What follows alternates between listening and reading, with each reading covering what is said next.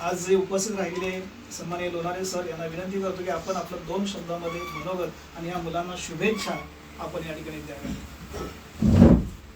सर्वांना नमस्कार. सर या नाही मुलं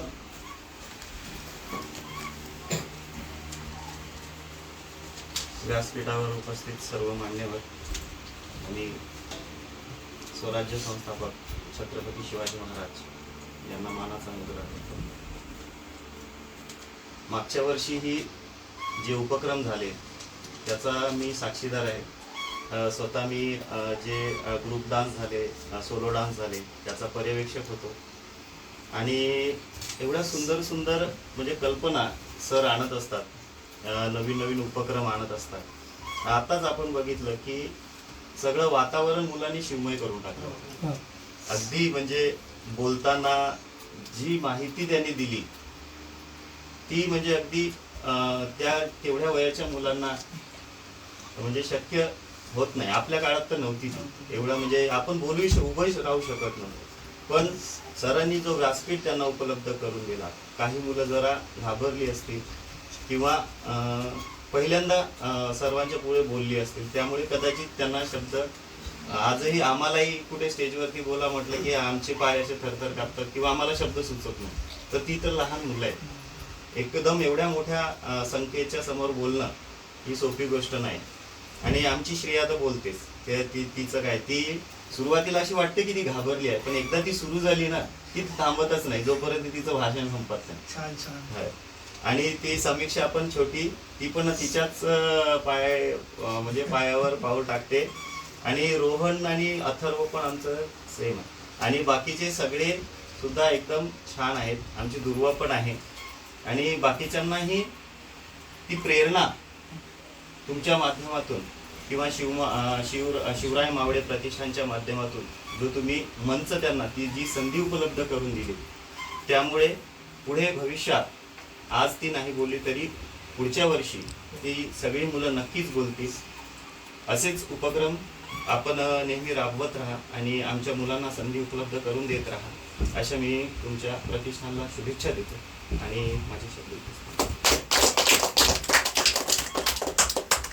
धन्यवाद सर. शुभेच्छा आपण या ठिकाणी या प्रतिष्ठानात दिल्या. आणि मुलांना या ठिकाणी व्यासपीठ हे रंगमंच हे उपलब्ध करून देण्याचं कारण असते. आपला काळ जर आपण या ठिकाणी समोर मांडला ते खरंच आहे. कारण वाचन करत असताना पुस्तकातील मराठी शब्द सुद्धा आपल्या त्यावेळेला अवघड जात होते आणि 2 ओळी पाठांतर करून जायचं म्हणाला तरी पण ते नव्हतं शक्य. कारण आजची शिक्षण प्रणाली बदलली. आज तंत्रज्ञानाचं युग असल्यामुळे मुलांसमोर तेवढं सगळं उपलब्ध झालेलं आहे. क्षणात एखाद्याला गुगलला सर्च जरी आपण केलं तरी अख्खा इतिहास, अख्ख्या जगाची माहिती आपण समोर घेऊ शकतो. आणि त्यामुळे आजच्या या मुलांमध्ये आपल्याला बदल दिसून येतात आणि खरं श्रेयाचं कौतुकच आहे. आणि इतरही मुलांनी या ठिकाणी ती प्रेरणा घेऊन घेणं जाणं अपेक्षित आहे. पण घेणं प्रत्येकाच्या क्षमतेवरती अवलंबून आहे. ते किती घ्यायचंय, कसं घ्यायचं आहे हे आपण ठरवून जायचं आहे. कारण त्याला घरचं वातावरण देखील या ठिकाणी फार महत्त्वाचं असतं. तरच या ठिकाणी ती मुलं त्या पद्धतीने या ठिकाणी घडतात आणि आपल्या या ठिकाणी उदाहरण आपल्या समोर या ठिकाणी मिळतात.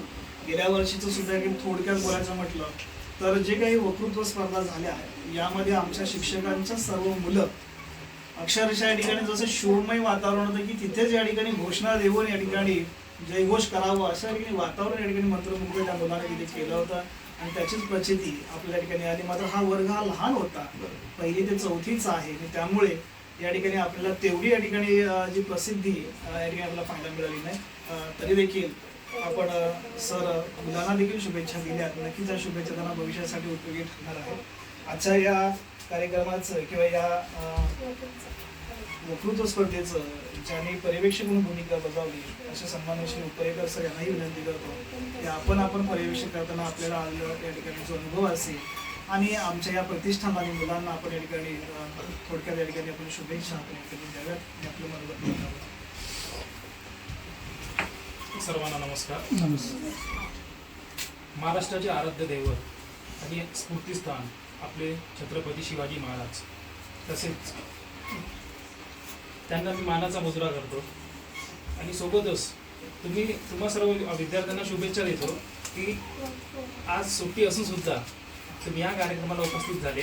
आणि सोबतच जे आपले शिवराय प्रतिष्ठान यांचे संस्थापक आपले नितेश पांचाळ सर यांना सुद्धा मी म्हणजे शुभेच्छा देणार की जे तुम्ही हाती घेतलंय शिवरायांचं कार्य पुढे नेणं म्हणजे काही गंमत नाही. म्हणजे तुम्ही मुलांनी सुद्धा खूप छान पद्धतीने जी तयारी केली आणि जो गट होता लहान गट, म्हणजे मी नितेश पांचाळ सरांना एवढंच म्हणणार की जागा जरी लहान असली तरी तुमचे विचार महान आहे आणि हे कार्य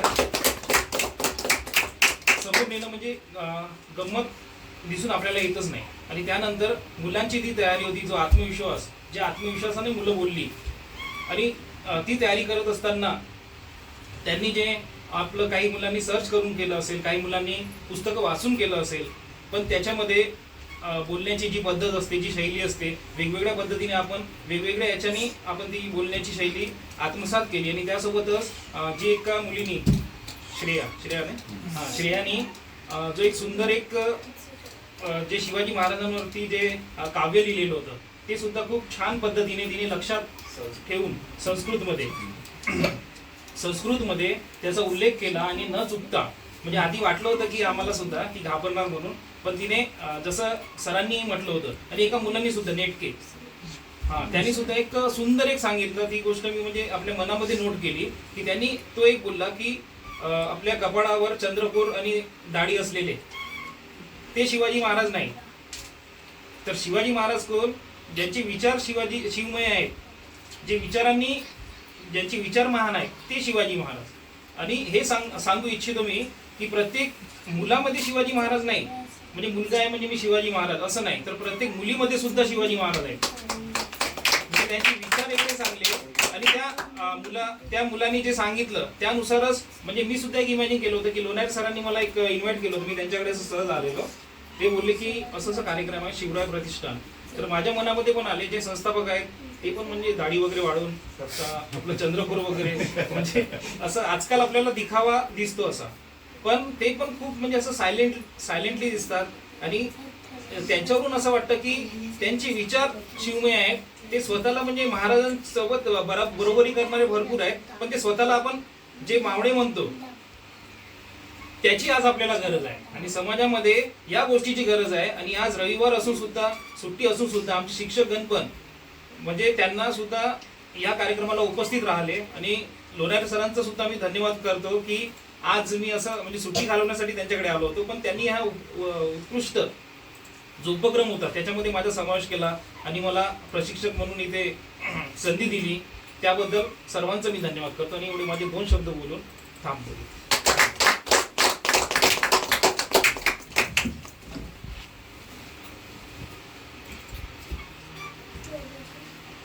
परिकर सर यांच्याबरोबर माझी पहिलीच भेट आणि सर आपल्याबरोबर देखील. मात्र आज पर्यवेक्षक भूमिका पदावर असं पाहता आम्हालाही या ठिकाणी म्हणजे आपलं पाल्य नसताना या ठिकाणी पर्यवेक्षक करायचं आहे आणि त्यामुळे त्यांनी या ठिकाणी ही भूमिका बजावली. कारण काही वेळा असं या ठिकाणी व्यक्तींचं समज असतं की ज्या वेळेला आपलीच पालक आहेत, मुलं आहेत, मग या ठिकाणी हे त्यांचे गुणांमध्ये या ठिकाणी बदल असतो. पण जे या ठिकाणी व्यक्ती अशा या ठिकाणी प्रत्येक व्यक्ती याच्या भावनेत नसते, कारण पर्यवेक्षक हे पदच वेगळं आहे. कारण तिथे आपल्या ठिकाणी विद्यार्थी भेद करून जमत नाही, व्यक्ती भेद करून जमत नाही आणि तीच भूमिका या ठिकाणी आज आपल्या समोर सरांनी निभावली. भलेही लोणारे सर तिथे असते किंवा जरी आपल्या या ठिकाणी साळवे सर असते तरी देखील आम्हाला या ठिकाणी त्याच प्रकारचा रिझल्ट मिळाला असता याची शाश्वती. सर आपण या ठिकाणी आता थोडक्यात बोलला होता की खरंच आज आपल्या समाजामध्ये शिवभक्त प्रचंड आहे, पण दाढी आणि चंद्रकोर लावलेलेच. कारण आज दाढी ही त्या विषयाने जास्त बोलणार नाही, पण फॅशन झालेली आहे, फॅशन म्हणेन मी. कारण दाढी आणि मिशी असलेला आज या ठिकाणी मुलींना जास्त आवडतात आणि त्या फॅशनच्या दृष्टीने या ठिकाणी ही आजची तरुण मुलं या ठिकाणी तिकडे गेलेली आहेत आणि चंद्रकोर लावली.